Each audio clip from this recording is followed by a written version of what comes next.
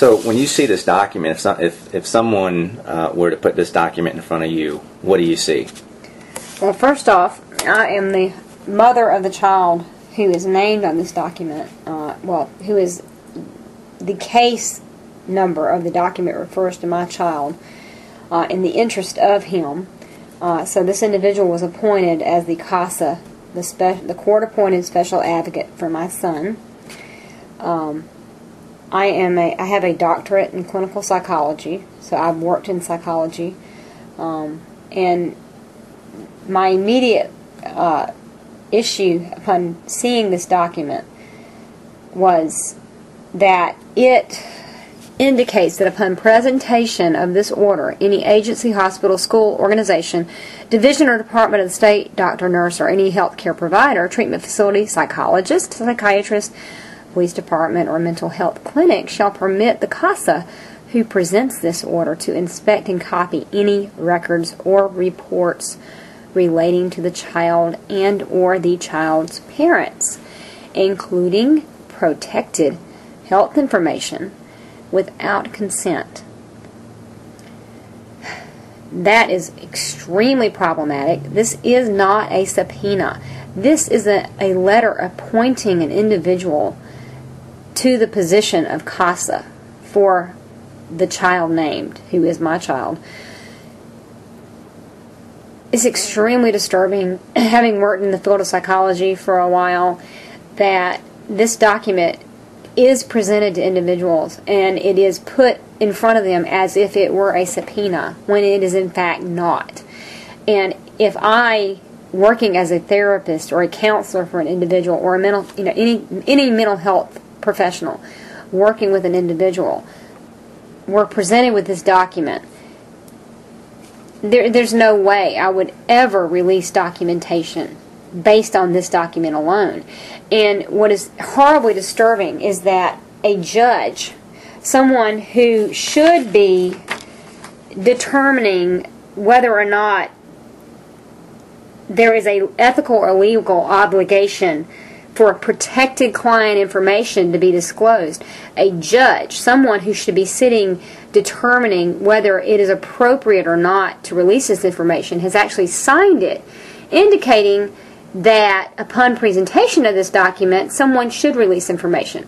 Again, this is not a subpoena. Without a subpoena, even with a subpoena, most mental health providers will question greatly providing information about a client, about a patient. Even with a subpoena, you should question what is being provided to someone. And yet this document indicates that any school, any doctor, any nurse, anybody should just willingly hand over private, confidential information to this individual just because some judge has signed it. I find it an extremely underhanded, unethical, corrupt manner of attempting to get information without having to go through legitimate legal means in order to obtain that information. Now, admittedly, many individuals would willingly provide this information, but that is not requested. It's not requested that the individuals involved provide this information willingly. It's not indicated that they consent to the information in any form or manner. It is simply a document that underhandedly goes behind parents and individuals, including, any mental health information. This could also include any information that a substance abuse counselor might have, which I believe, honestly, is the gist of this. They're trying to get confidential information without having to have consent. Extremely unethical, very underhanded, and it really makes me question, it should make anyone question the legitimacy of a juvenile court or any court that would in such an underhanded manner attempt to obtain information. There are legitimate avenues to take to obtain confidential information. Admittedly, any therapist or psychologist or a mental health provider worth their salt would question providing any information that their client is not okay with having provided. If a client does not want information provided to a court, it leaves a therapist in a very, very bad situation. This document ignores everything. It ignores all rights as both a therapist and as a client, and it's just disgusting. Mm-hmm. Well, what do you think? I'm looking at number 1 here, and it says, without consent to be the child or the child's parents. What do you make of that particular sentence? It's just indicating to any person who is handed this document, be it a doctor, and be it it lists everyone. Mm-hmm. It's indicating that you don't have to have their consent to provide the information to this individual who's presenting this document. It's extremely underhanded. Any person who's working with an individual should immediately contact their client and determine, has consent been granted? And if consent has not been granted, no information should be released based on this document. I mean, even in a subpoena situation, it's questionable, but this document is not a subpoena, and there is no question that no information should be released to anyone presenting this document based on this document. No individual therapist, nurse, doctor, healthcare provider is listed individually. It is not a subpoena. Mm-hmm. Now, what about the possibility that this, without consent, be the child or the child parent? What about the possibility that that sentence is actually a suggestion to not inform the child or child's parents? It's a suggestion to the CASA to not go and tell the parent or the children that their medical information is being requested. I don't know if that's the gist of it or not. I think primarily that sentence appears to indicate to the individuals to whom it is being presented that you don't have to have consent in order to provide this information, because any doctor is going to require, any doctor, any mental health provider, I hope anyone with any sensitive data on any individual would immediately question whether, is anyone consenting to this information being provided, and would not release information. We all would hope that any sensitive information of ours is not just of free will, just handed out arbitrarily to any and all. This document kind of insinuates, based on the fact that there is a judge's signature on it and that there is, legal-looking information provided, that any individual named, including your schools, including your, hospitals, any agency whatsoever, it says just any organization. I mean, my God, that could be the Boy Scouts, Girl Scouts, anyone whatsoever should provide information, and that it does not have to have the consent of the child or the parent. It kind of gives the impression that there is an out for any individual providing such information. And in fact, from my information, from the knowledge that I have, this is not an out. You could very easily hold any individual accountable who provides information that is confidential. You could hold them accountable for providing that information due to this document. Mm-hmm. Mm-hmm. Well, it's definitely not particularly describing the place to be searched and the persons or things to be seized, as according to the Fourth Amendment. And yeah, it's very general. It's vague. The document, to me, it doesn't even look like a lawful document just by glancing at it. It doesn't have the seal of the state of Georgia, seal of a court, nothing. It's very amateurish looking. But then again, I'm not looking at this. I'm not the typical target. I'm not the office manager at the pediatrician's office, for example. And unfortunately, that's in our particular situation, that is what can occur. It may be that the doctor or the psychologist or the psychotherapist or the healthcare provider who is actually truly the individual who is the holder of the information. The custodian. The custodian, the ethical custodian of private information, is not truly any longer the holder of some of that information. The office manager is. And I'm sorry, but, a lot of office managers, a lot of individuals and an office staff, they're going to look at this and they're going to be like, oh my gosh, well, I just better send that information right over. They look at it as a legal document. It has a judge's signature. It must be legitimate. Oh my gosh, they of course have the legal authority to ask for this information when in fact they don't. They do not have any legal authority. And it's horribly disturbing that a judge, an individual who is supposed to be sitting in judgment and determining the wrong or the right of a situation, would put a signature on a document that is so obviously unethical.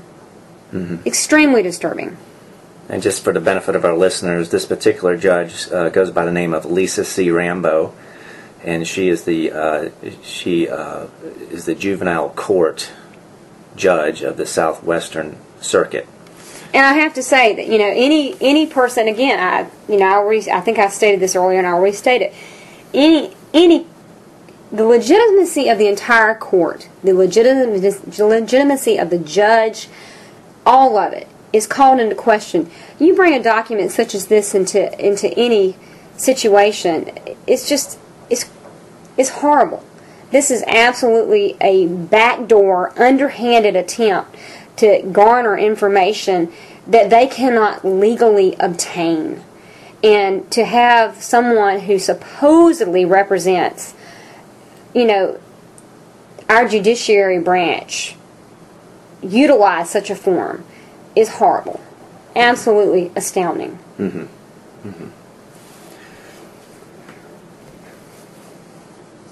And now your pediatrician or your pediatrician's office was actually given this document, and as I understand it, the pediatrician's, we don't know if it was the pediatrician that provided the document. More than likely it was the pediatrician's staff.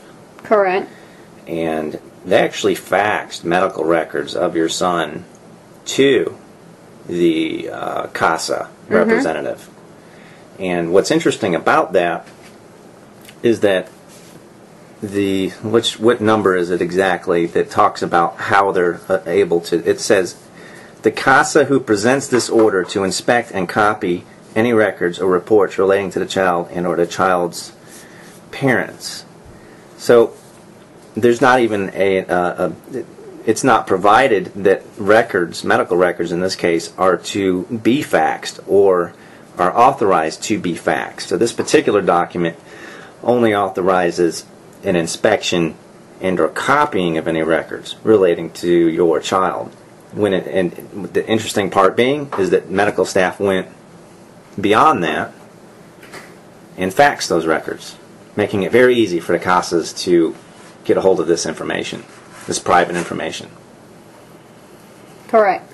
So again, we've got, in my opinion, it's almost enabling. The individuals on the receiving end of this were almost enabling, in that not only did they say, oh sure, you can see it, the documents, you can inspect them, you can copy them. It's like, oh gosh, you don't even have to look at them. We'll just send them to you. So, yeah, again, it's the idea though that the document looks legitimate. It looks like it's a legal document. To certain parties, it does. Anyone receiving a subpoena in the healthcare arena, which you receive them, in our society, it's litigious, and you're going to receive them fairly often. Once a year minimum, maybe more. To receive such a document, it's intimidating, it's stressful. You want to get out from under it. You want to do what you're supposed to do, but your obligation, at least in the mental health arena, your obligation is to your client. It's not to a judge, it's not to an attorney, it's not to a court system, it is to your client. Now, I'm not as familiar with psychiatry, I'm not as familiar with the medical profession as a whole, so I can't totally speak for them, but in mental health, Your obligation is to your client. It's not to a judge. It's not to an advocate. It's not to anyone else. And to just arbitrarily say, here you go, have at it, and make it simple is utterly ridiculous. Mm-hmm.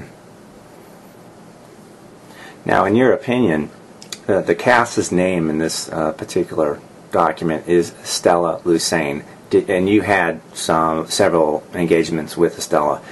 In your opinion, do you think Estella understood the fraudulent nature of this document? Absolutely not. I attempted to explain that, this is not a subpoena. You in utilizing this document to obtain records is completely unethical, should not be happening, completely seemingly unaware and kind of astounded that it would be suggested that the document's not a legitimate method in which to obtain information. Mm-hmm. It's like, oh, it's signed by the judge. Mm-hmm.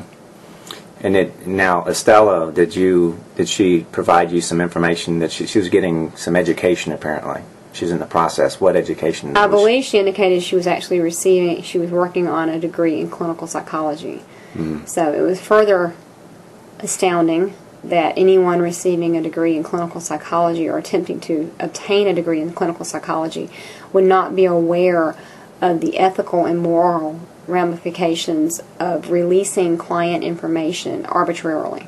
Well, is client information released, is that within a psychological program, is that something that they cover pretty quick? Or is that the midway through, or is that the latter part of that particular type of education? I'd say it's kind of covered throughout. It's fairly fundamental. Yeah. Okay. At least, in the mental health profession, it's pretty fundamental. How can you expect a client to tell you secret things, mm-hmm. or in things that are close to their heart or very concerning for them, when they believe that you might just relay that information to all and sundry? You have to establish pretty early on that it's very difficult to break confidentiality. Mm-hmm. There's only a few measures in which you can break confidentiality legally and ethically, and that's established pretty early on. So. Well, did you ever speak with Stacee Fussell, the office manager? Only briefly, not long at all. Did you ever discuss this issue with her? I did not. Okay. Well, actually, I did, but it wasn't for very long. But I kind of got the feeling that Stacee understood that this document, this CASA document, it was not lawfully compelling to the target, which might be a pediatrician's office manager. They don't have to abide by this document to produce records. I kind of got that idea from her. And let me ask you this. Now, the judge, Lisa C. Rambo, do you think she understands that this document is fraudulent? I have no doubt whatsoever that she completely understands that it is an extremely underhanded method of obtaining information, mm-hmm. that it is in no way compelling legally. Do you think that Ms. Rambo understands what the Fourth Amendment is all about?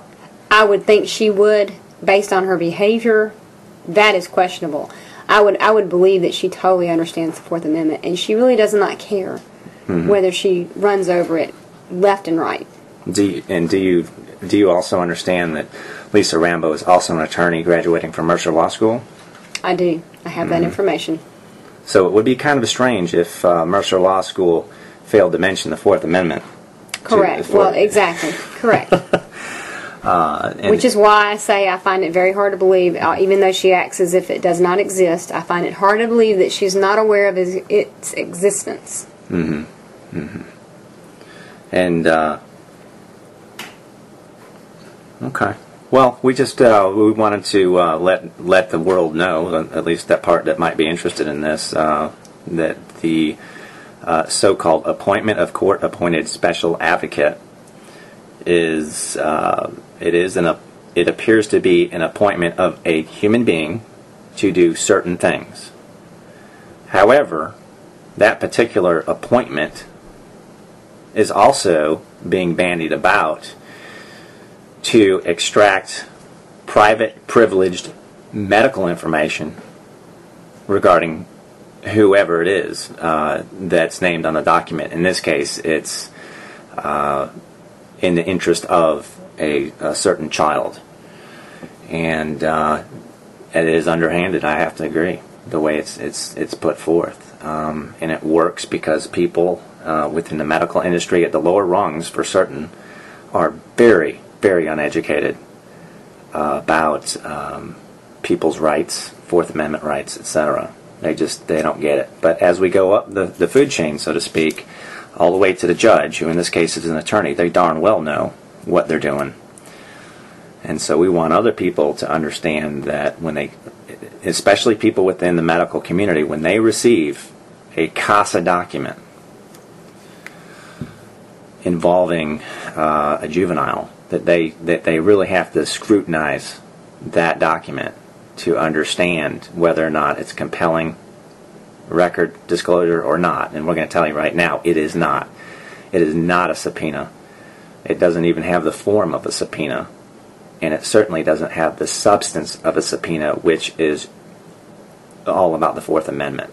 Or in Georgia, for example, it's going to be Article 1, Section 1, Paragraph 8 that goes over searches, seizures, and warrants.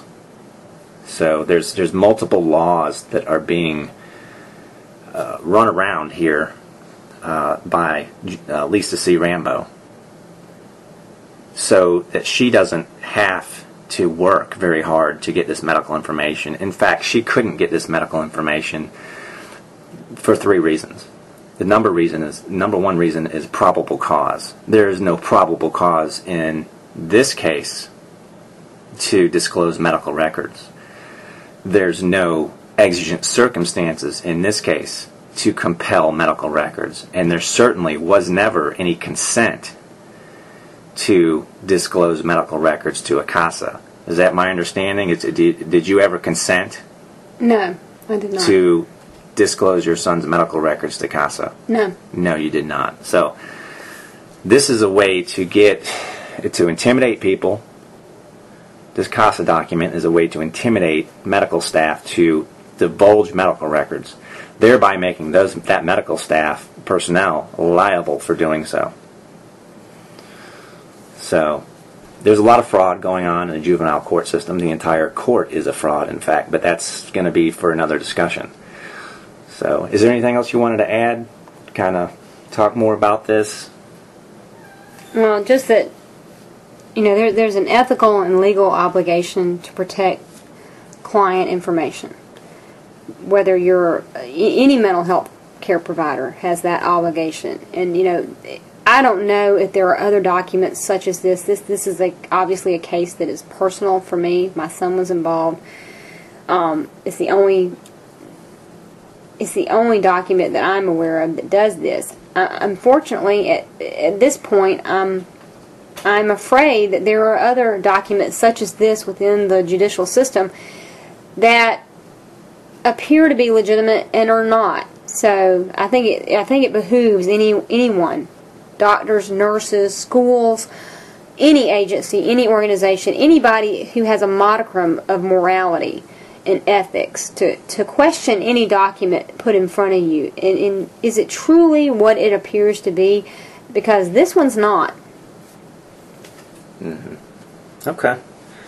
Alrighty. Well, we'll go ahead and upload this, and hopefully people who are interested in this sort of thing will be able to benefit from it. We'll also be providing some links to a greater body of evidence regarding this specific case, and we'll do that pretty soon.